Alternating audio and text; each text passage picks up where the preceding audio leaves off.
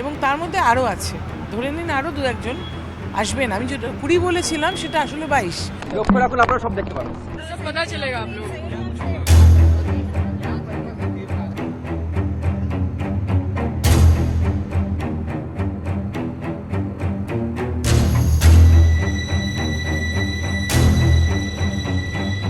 হারাধনের 28টি ছেলে রইল বাকি 6। কবিতাটা কোনো পাঠ্য বইয়ের কবিতা নয়, কবিতাটি বর্তমান বাস্তব বঙ্গের রাজনৈতিক কবিতা। কেন আমি কথা বলছি?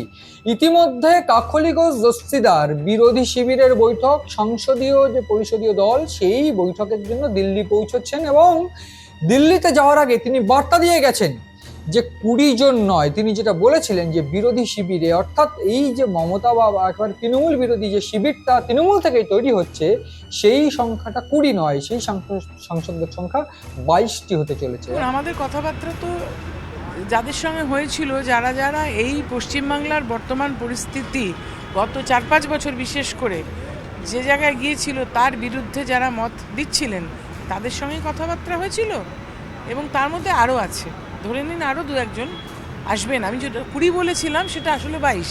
আমরা সবাই জানি যে 28টি সাংসদ নিয়ে 2024 সালে জয়লাভ করেছিলেন তৃণমূল কংগ্রেস, এবং এই 28টি সাংসদের মধ্যে এইবার 22টি সংসদে তৃণমূল ছাড়তে চলেছেন। এবং ইতিমধ্যে যে খবর এসে পৌঁছেছে যে একেবারে কাকলি ঘোষ দস্তিদার তিনি এই দলটাকে লিড করতে চলেছেন এবং সেই সঙ্গে সুদীপ বন্দ্যোপাধ্যায় থাকতে পারেন। ইতিমধ্যে আমরা গতকালই দেখেছি যে শতাব্দী রায়ের সঙ্গে সুদীপ বন্দ্যোপাধ্যায়কে একই গাড়িতে দিল্লিতে দেখা গেছে, এবং এক্ষেত্রে শতাব্দী রায় এবং যে সুদীপ বন্দ্যোপাধ্যায় তাদের নিয়ে একাধিক একেবারে কুটকচালি বা বলা ভালো যে তাদের নিয়ে একাধিক কটাক্ষ করতেও শোনা গিয়েছে তৃণমূলের একাংশের। এবং অন্যদিকে এই যে বলা ভালো পাল্টিবাসদের যে দল বা যে সংখ্যাটা, সেই সংখ্যাটা এই মুহূর্তে 22 এসে দাঁড়িয়েছে বলে মনে করা হচ্ছে। ইতিমধ্যে যেটা আমি বলে রাখতে চাইবো যে 19 জন সাংসদ সই করেছেন এইরকম একটি কাগজ এসে পৌঁছেছে, যে কাগজে কাকলি ঘোষ দস্তিদার, শতাব্দী রায়, প্রসূন বন্দ্যোপাধ্যায়, দেব, জুন মালিয়া, ইউসুফ পাঠান, সায়নী ঘোষ, রচনা বন্দ্যোপাধ্যায় সহ 19 জন সাংসদ সই করেছিলেন।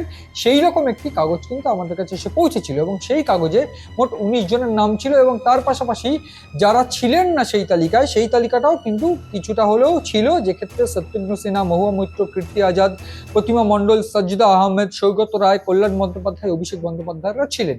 অর্থাৎ সেই সংখ্যাটা এইবার আরো কমতে পারে, এবং এক্ষেত্রে এই সংখ্যাগুলো যারা সই করেননি তাদের মধ্যে থেকে কেউ কি যাচ্ছেন, এই প্রশ্নটাই উঠছে স্বাভাবিকভাবে। সেক্ষেত্রে এর আগে কাকলি ঘোষ দস্তিদার বলেছিলেন যে 20 জন যোগদান করতে পারে, এবং এক্ষেত্রে 20 জনের যে যোগদান করার যে তথ্য, সেই আপাতত তথ্য যে উঠে আসছে যে 20 জন নয়, সেই সংখ্যাটা এই মুহূর্তে দাঁড়াতে পারে কার্যত 22 জনে গিয়ে, যেটা আমরা দেখেছিলাম যে 19 জনের সই ছিল, এবং সেক্ষেত্রে সংখ্যাটা এই মুহূর্তে 22 জন গিয়ে দাঁড়াতে পারে। ইতিমধ্যে সেটা জানিয়ে দিয়ে গেছেন কাকলি ঘোষ দস্তিদার।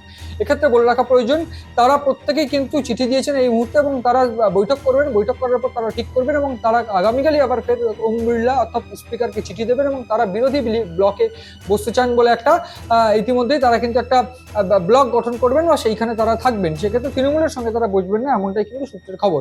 এক্ষেত্রে যে বিষয়টা আরো বলে রাখতে চাইবো যে কার্যত এই যে কাকলি ঘোষ দস্তিদার তিনি কিন্তু এই মুহূর্তে যে দিল্লি যাওয়ার আগে তিনি বলে গিয়েছেন যে তিনি 22 জন তাদের দলে আসতে চলেছেন, অর্থাৎ তারা একসঙ্গে বিরোধী জোট, তৃণমূল বিরোধী জোট হিসেবে 22 জনকে নিয়ে একটা ব্লক করতে চলেছেন। এক্ষেত্রে 22 জনের মধ্যে 19 জনের পর আরো 3 জন কে হতে চলেছে তা নিয়ে কিন্তু একেবারে জোর জল্পনা শুরু হয়েছে বা জোর চর্চা শুরু হয়েছে বঙ্গের রাজনৈতিক মহলে।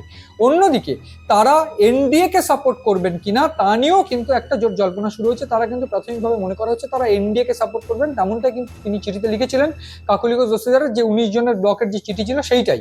এখন দেখার যে তারা আদতে, এর আগে আমরা দেখেছি শুভেন্দু অধিকারীর সঙ্গে বৈঠক, মুখ্যমন্ত্রী শুভেন্দু অধিকারীর সঙ্গে তাদের বৈঠক হচ্ছে দিল্লিতে, এই চিত্র আমরা দেখেছি। এবং সেক্ষেত্রে দাঁড়িয়ে গতকাল তাকে প্রশ্ন করা হয়েছিল, অর্থাৎ মুখ্যমন্ত্রীকে প্রশ্ন করা হয়েছিল, তিনি প্রকাশ্যে একেবারে স্পষ্ট জানিয়ে দিয়েছেন যে কতজন জয়েন করছেন বা কারা জয়েন করছেন সেটা তিনি জানেন না। এক্ষেত্রে কোনোভাবে এই যে বিরোধী ব্লক, যে তৃণমূল থেকে ভেঙে তৃণমূল বিরোধী ব্লক তৈরি হচ্ছে, তারা কি আলটিমেটলি এবার এনডিএ কে সমর্থন করতে চলেছেন একেবারে ইন্ডিপেন্ডেন্টলি ভাবে, সেইটাই এখন দেখার।